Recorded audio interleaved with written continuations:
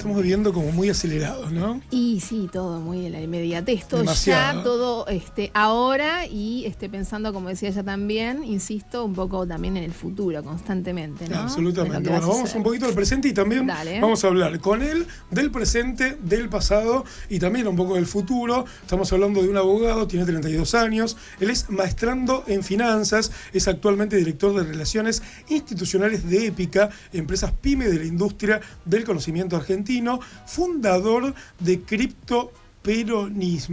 Él fue diputado, bueno, es político, realmente tiene una carrera bastante interesante y está pensando mucho en el presente, analizando el pasado y por supuesto trasladándose y pensando en un futuro, en un proceso que va a venir, pero bueno, que se viene muy complejo y que implica también distintos actores que puedan ponerse los pantalones básicamente y poder ver de qué manera podemos solucionar, y las polleras también, muy bien ahí, todas las faldas y los pantalones, muy bien ahí, compañera. Estamos hablando de Laureano Bielsa, que ya está conectado. Bienvenido a Radio Encendida, bienvenido a Vortex Mar del Plata. ¿Cómo estás, Laureano?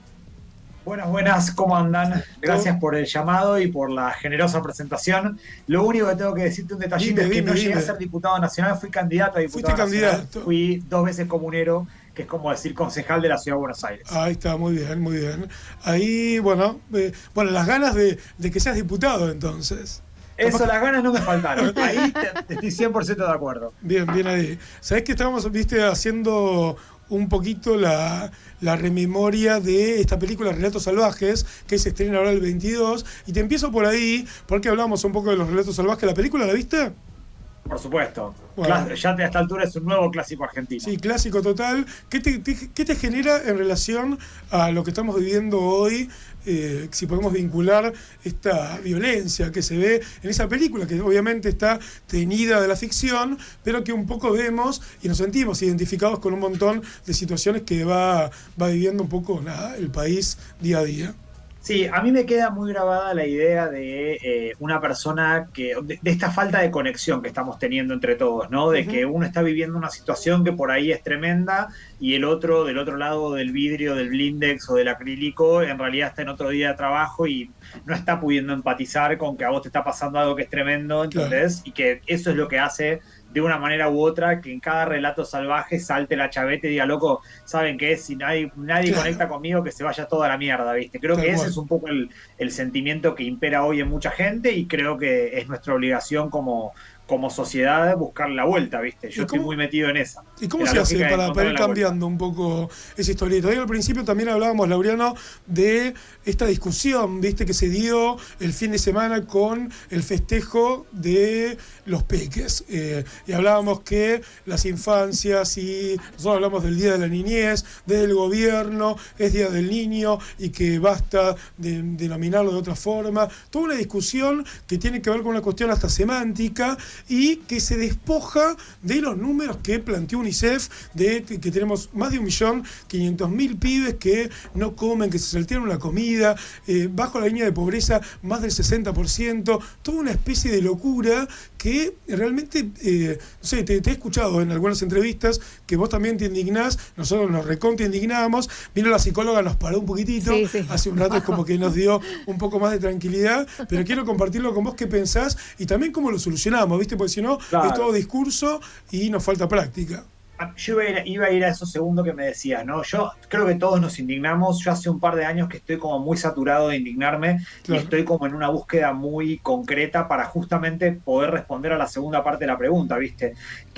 A mí me parece que la política tiene una deuda central con la ciudadanía en general, que es responder a una pregunta. Yo creo que la gente lo único que espera de la política es que le responda de forma más o menos ordenada qué carajo hay que hacer en la vida para que te vaya bien, ¿viste? A mí me parece que tenemos el problema de que hace muchos gobiernos, para no cargarle las tintas a un sector político más que al otro, estamos fallando desde la política en dar la respuesta a esa pregunta. Che, loco, mirá, hasta hace no muchos años la onda era que si vos tenías un trabajo en blanco y con todas las de la ley, con eso estabas. estabas hecho porque tus hijos iban a ir a la universidad y vos ibas a poder pagarte las vacaciones y ibas a poder ahorrar. Eso empezó a colapsar ya hace más de 2 décadas, te diría, Sí, en la misma medida en la cual fue colapsando el sistema industrial de la revolución industrial anterior. sí, sí. Yo encontré, junto con otro grupo de personas, la idea de que, por ahí una de las razones por las cuales ya las mismas respuestas de siempre no nos están sirviendo es porque está cambiando el sistema, está cambiando la forma de producir, por ende está cambiando la forma de relacionarnos y por ende también está cambiando las expectativas que tenemos para la vida. Entonces, creo que ahí puede haber algo interesante porque lo que yo interpreto es que está habiendo una nueva revolución industrial. Entonces, ahí hay una nueva fuente de oportunidades, hay una nueva fuente de movilidad social ascendente y eso nos obliga como sociedad a adaptarnos. Pareciera ser que ningún partido político tiene por sí solo la posta. Ahora le está tocando al mundo libertario demostrarnos a todos los argentinos cómo es que sencillamente destruyendo al Estado generás una mejor calidad de vida en la gente. Yo todavía no logro terminar de entender cómo está fundamentada esa lógica, más allá de por la vergüenza que nos da a todos la conducta que tiene la política descarnadamente abierta con los escándalos que tenemos día por medio acá en la Argentina. Sí. Ahora, por fuera de ese escándalo, que lo que hace es alimentar el escepticismo en la política, no encuentro cómo destruir al Estado nos va a traer soluciones. Sí. Vamos a ver. Ellos tienen su oportunidad de demostrarlo ahora. Mientras tanto, quienes no creemos en esa lógica, tenemos la obligación de estar estudiando, investigando, mejorando, construyendo nuevas propuestas para ver qué vamos a tener para ofrecer a la sociedad si este modelo no funciona. Pero planteas ahí dos puntos súper importantes. Uno, el análisis de un sistema que realmente está caduco. ¿Pero por qué? Por una cuestión práctica. Lo que vos decís pasa prácticamente en todos los sectores. Un laburo hoy que te lo generaba el haber estudiado, o el tener una profesión, o el ir a una fábrica, o un empleo en blanco, hoy no te asegura llegar a fin de mes, básicamente. Por lo tanto, ese esquema hoy está en crisis. Y después, otro punto que tiene que ver con la denominada revolución industrial. Vos y un grupo bastante amplio que se está formando, de una cuarta revolución industrial. Me gustaría que vayamos por ahí y expliques un poco a la gente que nos está mirando y escuchando de qué se trataría esta cuarta revolución industrial, que implicaría una especie de nueva esperanza para poder salir un poco de este lugar de quietud económica y de quietud social también que se está dando. Espectacular. Vamos con dos o tres conceptos muy claros. Dale. El primero es, ¿de dónde surgió esto? Yo no me puedo atribuir a haber creado el concepto cuarta revolución industrial. Lo leí en un libro de un alemán que se llama Klaus Schwab, que es el mismo economista que fundó el World Economic Forum y también llamado el Foro de Davos, que ese es el lugar donde se juntan todos los garcas del mundo una vez por año. Bueno, a contar guita. Fundó eso. A contar guita y a charlar. Claro. No es santo de mi devoción, pero acá parece que fue bastante sesudo y encontró un concepto para explicar qué es lo que estaba pasando. Bien. Eso es lo primero. ¿En qué consiste básicamente la cuarta revolución industrial y en qué se diferencia de las anteriores?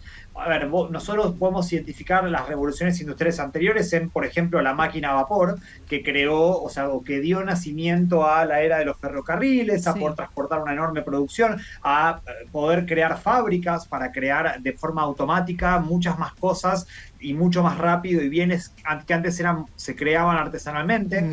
Luego vino una revolución muy fuerte, que fue la que vino con la electricidad, que también cambió la matriz energética de todo el mundo.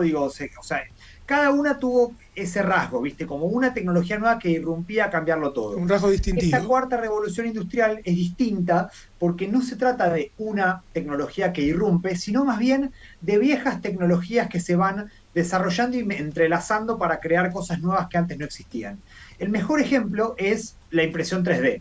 ¿Por qué hace 20 años no hablábamos de impresión 3D? Y bueno, porque existía la tecnología que hacía que una máquina fuera construyendo un camino para que la tinta, vamos a decir como principal insumo, imprimiera en un papel en 2 dimensiones un texto, por ejemplo. Sí. Ahora eso cambió porque alguien se le ocurrió y dice, si yo le agrego un eje vertical, esa máquina, con algunos materiales que van dejando un filamento y van subiendo, puede imprimir un objeto. Pero esa tecnología, sin un software que le dé la posibilidad a esa máquina de calcular cómo es ese recorrido tridimensional, nunca hubiera existido. Entonces, la impresión 3D surgió porque existía la impresión 2D, y porque también mejoró la capacidad computacional que nos permitió renderizar, ¿no? Archivos en 3 dimensiones. Unión de conocimientos.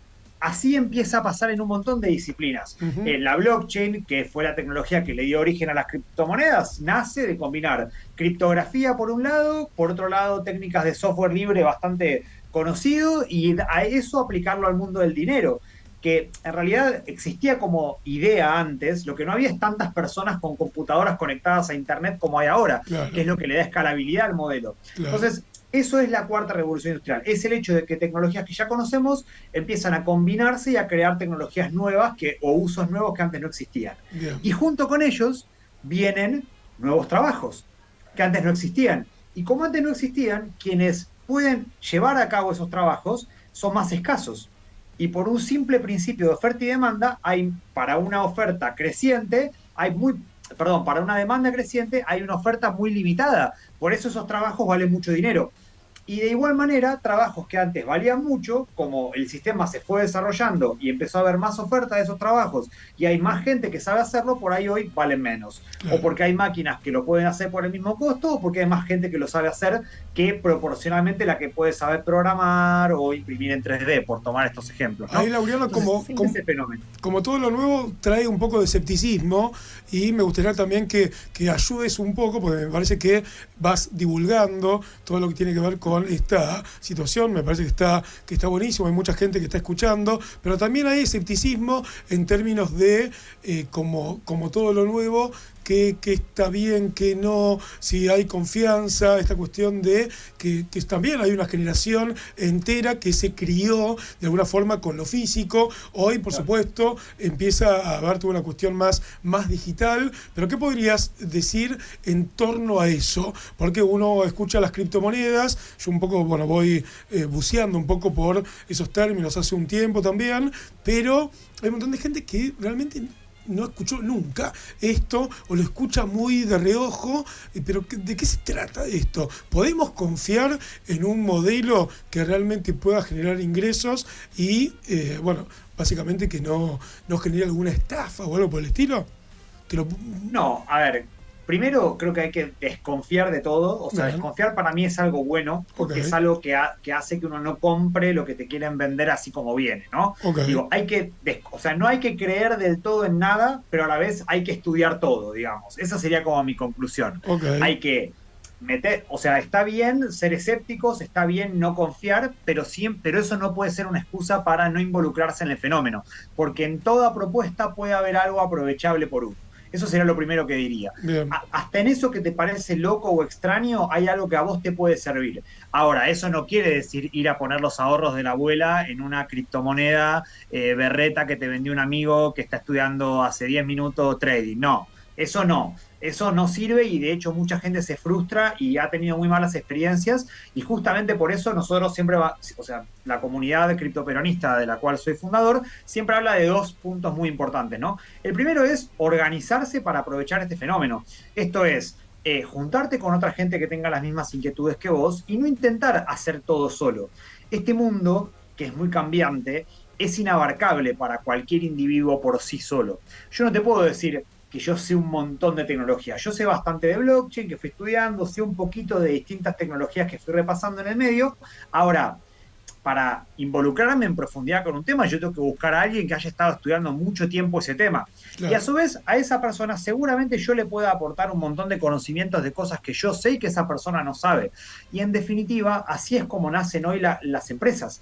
Hoy una empresa nace de un grupo de gente que se junta a charlar un tema, a buscar una solución, donde uno sabe un poquito de programación, otro sabe un poquito de marketing, otro es abogado y les arma la empresa, otro es contador, les maneja la guita y arrancó la empresa. Digo, entonces esa lógica, que es muy colaborativa, asociativa, solidaria, tiene mucho de no dejar, de organizarse para luchar en conjunto contra esto que es nuevo y a lo que hay que adaptarse. es muy provechoso para la Argentina, que tenemos esa cultura medio tana, viste, que entre mate y sobremesa nos contamos las Sí. cosas, disfrutamos pasar tiempo juntos. Entonces yo creo que ahí está lo más rico de este momento, es cómo vos puedes armar un ecosistema de gente, un grupo, una grupalidad a tu alrededor que te ayude a estar un poquito más actualizado, pero siempre teniendo en claro que el resto, por saber más de un tema, no vale más que vos. Todos tenemos un valor para aportar en esta nueva etapa. Hay que entender cuál es ese valor y tratar de encontrar contextos que justamente pongan a ese valor en valor. Ahí me das un pie, Laureano, porque tiene que ver con esta cuestión. Digamos, vos sos abogado, tenés, digamos, entiendo muchas cosas bastante resueltas en términos, digamos, no sé, no te conozco del todo, pero entiendo que quizás económicamente y demás podrías tener algunas cosas resueltas, podrías hacer una empresa para vos directamente y sin embargo pones a disposición ese conocimiento, esa búsqueda y demás en fundar este criptoperonismo para poder brindarle al movimiento peronista estos conocimientos y ampliarlos por todos lados en base a esto de que, bien decías, los principios de solidaridad, de pensar en lo colectivo, de pensar en que se puede trabajar en conjunto, de poder aprovechar la oportunidad que dan las nuevas tecnologías y esta cuarta revolución industrial. La consulta y la pregunta es: ¿cuándo surge? ¿Por qué lo decidiste? ¿Y cómo se toma el movimiento, esta experiencia que estás ahí buceando con un montón de compañeros y compañeras? Mira, yo empecé a interesarme por tecnología en el año 2016, que fue el primer año de gobierno macrista. Yo quería entender por qué el peronismo había perdido las elecciones después de lo que yo consideraba y considero que fue uno de los mejores gobiernos de la vuelta a la democracia. Y empecé a sospechar que quizás la razón por la que habíamos perdido era porque estábamos perdiendo una parte de la película. Nosotros le estábamos hablando a la sociedad de derechos laborales y la gente no estaba en contacto con esos derechos laborales. Nosotros le hablábamos de la importancia del trabajo registrado y eso era una realidad cada vez menos interesante para la gente. Hoy vos vas al barrio y los pibes te dicen: yo no quiero ir a mulear una fábrica 12 horas. Claro. ¿Entendés? Entonces, por más que en blanco que sea, ese trabajo es poco atractivo. O sea, eso así arranqué. Bien. Después, viste, empecé a estudiarlo, siempre muy autodidacta, a mí me divierte, soy muy curioso, soy un poco nerd, no te voy a mentir, desde chiquito. Y sin embargo lo interrumpí, o sea, 2017 conocí la impresión 3D, 2018 empezó la caída del macrismo y me involucré en lo que luego fue el proceso de sacar a Macri y ganarle a las elecciones con Alberto, que fue esa gran y breve ilusión que tuvimos de que podíamos hacer un muy buen gobierno. Cuando rápidamente, a fines de 2020, ya esa ilusión se rompe con la fiesta de Olivos, se rompe con otro montón de hechos que a muchos que pusimos el lomo, que nos sacrificamos un montón por el proyecto político, que dejamos muchos años, nos decepcionó un montón. Entonces volví de lleno a tomar eso porque dije: che, este fue el último tema que me trajo una gran gratificación, claro, y la sensación de que estaba yendo por algo que valía la pena. Y cuando lo retomo en 2020 era pleno bull market cripto, el anterior a este. Entonces empecé a estudiar mucho el tema blockchain y a caminar mucho los eventos y me empecé a encontrar con un montón de pibas y pibes que estaban optimistas, que estaban estudiando, que eran solidarios, que eran colaborativos entre sí, que no estaban pensando en cómo codearse con el de al lado para competir y ganarle, sino en cómo colaborar para ayudarnos entre todos a aprovechar ese fenómeno. Y dije: che, estos pibes hablan como liberales, se visten como liberales, pero van y se comportan como peronistas. Entonces ahí estamos pifiando nosotros. Y más o menos unos 6-7 meses después de empezar a estudiar este fenómeno, dije: esto es por acá. Y armé la comunidad. Al principio, como suele ser con estas cosas, la respuesta fue medio no de escepticismo, medio de boludearme, ¿viste? Claro, acá viene el boludo que está con los robotitos, ¿viste? Me decían, ¿viste? No, me hacían este gesto. Claro. ¿Cuándo viste un robotito que haga este gesto? Se hacían esto como si así hicieran los robotitos. Claro, ¿qué es eso? Tarados, claro. Evidentemente el problema de ellos. Pero a medida que el proceso político fue decayendo y con un cambio muy marcado de tendencia cuando nos gana Milei las elecciones, muchos de esos dirigentes, totalmente, como diría mi abuela, en bolas y a los gritos, sin tener idea para dónde ir, qué hacer, qué decir, ¿por dónde? Cambiaron la receptividad. Ahora sí les interesa entender un poco más del tema y bueno, dice el dicho que mejor tarde que nunca. Sí, por supuesto. Mejor tarde que nunca, olvídate. Así que yo ahora veo un cambio de receptividad muy importante que celebro, la verdad que ya era hora. O sea, que nos pongamos un poquito las pilas. Laureano, Ayala Embara te saluda. Hola, ¿cómo estás? Un gusto. Bien, muy bien. Pensaba en este proyecto, ¿no? De que fundaste, Criptoperonismo. Cuando decimos peronismo, claramente se nos viene a la cabeza todo lo que mencionabas hace un ratito, esto de el ser generoso, solidario, colaborador, colectivo y también inclusivo, ¿no? Como palabra también y punto fundamental de este partido como fuerte. Y se me viene a la mente esta cuestión de si antes, con 10 horas o 8 horas de jornada laboral y con todo lo que ofreció el peronismo, que benefició claramente a muchas familias y a trabajadores del país, hoy están trabajando el doble, ¿no? Porque se necesita más de un trabajo, claramente, 12, 14 horas, y con eso ni siquiera hasta incluso se llega a fin de mes y mucho más. Digo, ¿en qué punto está lo inclusivo en este proyecto? Si podés contar un poquito, como para que abarque, digo, a personas que quizás claramente no tienen la oportunidad o el recurso de llegar a las nuevas tecnologías o entender quizás un poco de qué trata esto. Está muy buena tu pregunta. Mira, te arranco por tres puntas así claritas. La primera es que hay que recordar que hay una frase que me dijo un dirigente popular que yo quiero mucho, que me la repito mucho porque me es muy inteligente, que me dijo, en los barrios populares la tecnología enamora como el fútbol. O sea, lo primero que hay que saber es que en los barrios este tema ya está. O sea, no es que hay que llevarlo para que la gente pueda. No, la gente lo ve antes que nosotros. O sea, la frase no quiero ir a murear a una fábrica me la dijeron en una villa. ¿Entendés? Sí. Entonces el aspiracional ya está ahí. Los pibes quieren hacer música, los pibes quieren programar, los pibes se interesan, averiguan, indagan, porque ahí está la salida, digamos, la salida de esa situación. Esto es lo primero, que es muy importante. Sí. Lo segundo es que recordemos que eso de laburás 8 horas y con eso estás, es una síntesis de cuando la revolución industrial anterior ya estaba instalada, ya estaba funcionando, ya estaba operativa, el Estado tuvo que venir un momento y decir, che, loco, la gente no tiene que laburar 14 horas para que le pagues un sueldo digno, regulemos. O sea, yo creo que eso va a venir. Y va a venir más temprano que tarde. Fíjate que tenés grandes gigantes de la tecnología como Elon Musk que te dicen, che, con la inteligencia artificial capaz que hay tan poco trabajo que necesitamos la renta básica universal para que la gente tenga algo con lo que vivir, claro. Y que el sistema no se caiga. Entonces ahí te das cuenta que hay algo que está lógicamente vinculado con esto, que es que por más que evolucione la ciencia, la humanidad sigue siendo humana, o sea, la humanidad es antropocéntrica. Entonces, no podemos descuidar al ser humano porque el ser humano es el objeto principal de consumo del sistema, si lo quiero ver en términos netamente capitalistas. Entonces, me parece que es imposible eludir esa pregunta y que justamente por eso es que es un tema que hay que, desde mi punto de vista, encararlo de lleno. En realidad, no es tanto cómo hacer para que no se quede afuera la gente, sino cómo hacemos para aprovecharlo lo más posible, lo antes posible, porque ahora es el momento en el que hay una gran ventana de oportunidad, donde todavía esto se está descubriendo, en algún momento esto se va a estabilizar de una manera o de otra, y ya se va, digamos, las grandes oportunidades se van a haber aprovechado, los arbitrajistas de la tecnología ya van a haber hecho su trabajo.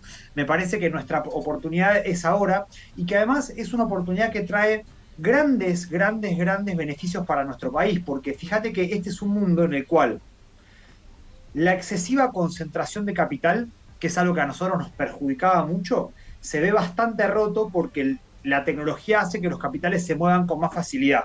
Tanto la tecnología como la descentralización de las finanzas. Ahí entran las criptomonedas, la blockchain y otro montón de elementos súper interesantes. A su vez tenemos una geopolítica que hace que el norte de Estados Unidos ya no está unchallenged. Ahora está peleándose con otra potencia, matándose literalmente, abriendo una guerra en Ucrania, en Medio Oriente, en África. Y gracias a Dios, los misiles hasta acá no llegan. Sí, que no esta nunca. Sigue siendo una zona de paz, una zona donde la gente puede venir a desarrollar su proyecto de vida tranquila. Nosotros no lo vemos porque estamos acostumbrados a nuestra realidad y porque los argentinos somos bastante histriónicos y como sabemos que somos los mejores del mundo, creemos que nos merecemos lo mejor del mundo, como si una cosa fuera de la mano de la otra, y por ende tendemos a pensar que nuestros problemas son solo nuestros y que no pasan en otra parte del mundo. Pero hay un montón de problemas que no tenemos que obviamente no vemos. Entonces, yo creo que la manera de que esto sea un poco para todos es justamente esta. Primero, atacando el tema de frente, entendiendo que acá nadie sabe más que el otro, alguno puede tener más facilidades para un tema que el otro, pero no sobra nadie, y cada mano y cada cerebro que metamos al servicio de la cuarta revolución industrial es un pedazo más de PBI que estamos ayudando a crear, porque cada vez que hay una revolución industrial se crea riqueza nueva. Y este punto es bien interesante, porque si te pones a pensar, las últimas 2 generaciones de argentinos estuvieron matándose, en algunos casos de forma literal, Sí. por distribuir o redistribuir la torta de riqueza que se creó la revolución industrial anterior. Sí. Y ahora estamos en una etapa nueva de creación de riqueza. Entonces nos permite salir del laberinto por arriba, ¿no? Discutamos cómo hacemos para crear riqueza nueva, cómo hacemos para participar de este fenómeno de cuarta revolución industrial, cómo hacemos para que nuestro país y nosotros mismos nos beneficiemos de este fenómeno, y esa va a ser una discusión mucho más rica que cómo le sacamos a este lo que tiene, que a lo mejor está dispuesto a dar la vida por no darte ese 2 o 3% de rentabilidad que considera que es suyo. Esto nos permite salir por arriba, desde mi punto de vista. Está bueno. Hay un montón de cuestiones que vas nombrando. Bueno, nos queda ahí poquito tiempo.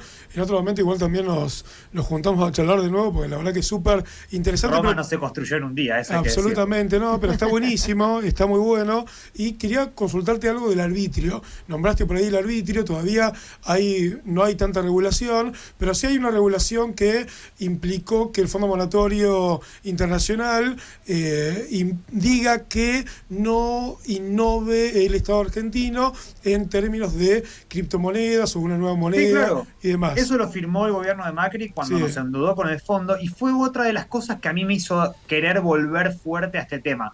Porque digo, loco, si el Fondo Monetario es enemigo de las criptomonedas, exacto, las criptomonedas tienen que ser amigas nuestras. Es ahí hasta un algo silogismo, pasa. ¿viste? Claro. Y literalmente el Fondo Monetario es el guardián, el perro guardián del orden financiero establecido, que Sí. es un orden bastante de mierda y que a nosotros cada vez que puede nos complica la vida. Entonces me parece que ese es un gran... Que el fondo nos diga que no, a mí me motiva para meterme de lleno en este tema. A mí también. ¿Cómo ves la trazabilidad de acá para adelante de todo esto que está sucediendo? Imagino que estarás haciendo un análisis o estarán haciendo un análisis de acá a los años venideros en este marco de criptoperonismo. Seguramente se va a sumar un montón de gente, pero ¿hay un análisis de eso?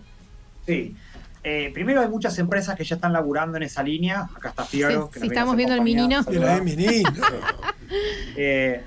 Hay muchas empresas argentinas que están laburando en eso, cosa que me parece muy interesante, porque permite luchar contra el contrabando, permite mejorarle la situación fiscal del Estado. En ese sentido me gusta. La realidad es que todavía es un tema un poco experimental, por ende creo que hay que tomárselo con precaución, pero el tema trazabilidad para mí es una de las ventajas que nos permite, o una de las formas en las que la blockchain le permite agregar valor a nuestra economía, por ejemplo.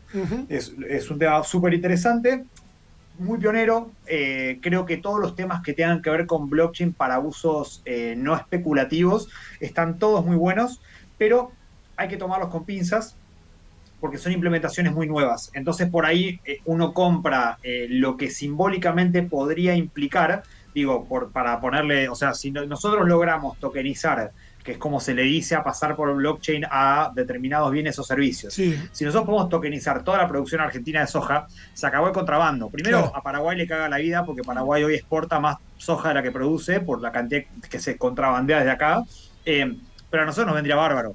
Ahora, no alcanza solo con tokenizar la soja, porque vos tenés que tokenizarla, asegurarte que los puertos de los que sale sean los mismos de los que se tokeniza, generar legislación internacional para que lo que se hace en un país no se explote como una vulnerabilidad en el país de al lado. Digo, no es algo que se construya de un día para el otro, pero sí me parecen temas o hitos muy interesantes para discutir, para analizar y para sobre todo poder imaginarnos para dónde está yendo el barco. Que creo que hoy es el desafío más importante, ¿viste? Nadie sabe bien para dónde va esto. Es una mezcla entre ciencia ficción, análisis político y religión, porque también hay elementos de fe. Pero bueno, a mí por lo menos entre discutir eso y discutir si los senadores se aumentaron las dietas de vuelta, prefiero discutirlo primero porque me resulta más enriquecedor. Absolutamente. Me permite salir de este barro inmundo en el que nos arrastran los dirigentes políticos para ocultar su propia mediocridad, cosa que a mí me revienta la cabeza, ¿entendés? Porque yo los conozco, yo los veo en acción, yo he charlado con muchas de estas personas que saben que nos están tirando el circo porque no tienen pan, ¿entendés? Y ni siquiera se toman el trabajo de creérselo ellos. Sí. A mí eso me rompe la cabeza. Yo eso no estoy dispuesto a bancármelo más. Y mi aporte a la sociedad argentina, a la que le debo mucho y a la que amo profundamente, es esto que estuve estudiando, que me gusta, me divierte y me parece que por lo menos nos permite un ratito salir de ese mundo de cloaca que nos proponen. Está buenísimo, estamos de acuerdo ahí con todo esto último que está diciendo, con lo demás obviamente también, porque realmente está bueno poder escucharte, poder pensar en que se puede también pensar en un futuro distinto, en un presente que nos da un montón de posibilidades, que haya gente, grupos que esté pensando por ese lado también, y que te puedan seguir, en este caso como grupo, porque seguramente hay un montón de gente que está escuchando y quieren sumarse de alguna forma, tener información y demás. Ya estamos terminando el programa, realmente, bueno, en otro momento te invitamos para seguir charlando. Sí. Decinos cómo pueden acercarse a este criptoperonismo. Mucha gente que está escuchando y dice, bueno, che, la verdad que me copa lo que está diciendo Laureano, me gustaría al menos tener un datito más. Bueno, a mí me pueden seguir en redes sociales como Laureano Bielsa, también pueden encontrarnos como Criptoperonismo, tanto en Instagram como en YouTube. Les quiero aprovechar y tirar un chivo, que ayer salimos con el primer video de la segunda temporada de Criptoperonismo, titulado La Unidad Básica Espacial. Así que los que quieran lo pueden buscar en YouTube y nos vamos a ir al espacio para empezar a analizar algunas de estas cosas con un poquito más de perspectiva. Me encanta eso. Gracias por el tiempo, gracias por la buena onda, gracias por pensar colectivamente y también gracias por la polenta, porque hace falta y mucho gente que le meta por ese lado, salir del barro, salir del escepticismo, pensar que tenemos un país de terror, cuando en realidad tenemos un país hermoso y tenemos todo, básicamente nos tenemos a nosotros, a nosotras, para poder construirlo de una manera más amable e inteligente también. Es un placer, cuentan conmigo para lo que necesitan. Dale. Cuando quieran repetimos. Dale, repetimos. Gracias, y cuando quieras venir para acá, para Martel, te venís al piso también. ¿Dale? Claro sí. Yo voy seguido, tengo muchos amigos allá, le mando un abrazo a Negro Pingaro, que es el que siempre nos arma las movidas cuando nos viajamos, bien. Así que seguramente allí estaremos pronto. Muy bien, Laureano, un abrazo gigante, estamos en contacto y ahí estaremos viendo YouTube, ahí va a estar bueno esto. ¿Te gusta la estratosfera? Sí, claro, aparte él decía, yo soy nerd, bueno, yo me traslado un poco y vos también, con todo, bueno, una generación de los 80 donde crecimos viendo, ¿no? Este viaje a las estrellas, bueno, todo lo que tenga que ver con el espacio, básicamente, entonces sí, claro que sí, Star Wars y tantas otras todo cosas. Eso, Laureano, muchas gracias, un abrazo grande. Chao, adiós. Chao. Bueno, nosotros nos vamos despidiendo, 19:56. Se fue rapidísimo, dos tremendas entrevistas donde hablamos temáticas súper importantes, ¿no? Muy lindo. Una puntualmente, la que discutimos cuando llegamos, que estábamos muy encendidos, y esta que me parece prometedora también y que tiene que ver con incluir claramente a toda la sociedad argentina en un proyecto que parece, bueno, que aspira mucho, ¿no? Mucho. Con juventud en el medio, que eso me parece fantástico también, y dejemos de ver tanta, sin desmerecer claramente el trabajo de la gente más grande, pero que cambiar un poco las caras no viene mal también en esta sociedad, ¿no? En absoluto. Nos despedimos. Bueno, así chicos, es. Gracias ahí. Cristina Barresi. Genia, Cris. ¿Dónde está? Está atrás de Nico, ahí. Nico Cebolón. Espectacular capítulo de hoy, 148. Gracias a todo el equipo. Gracias a Yadem Vara. Un placer, como siempre. Bueno, nos vemos el jueves. Exactamente. 149, ya estamos llegando a los 150. Nos vamos, nos despedimos. Muchas gracias. Gracias. Chao. Gracias. Terminar en el principio. Mis intereses quizá no fueron saludables. Yo ya no puedo cumplir hazañas que prometí, solo seguir cantando.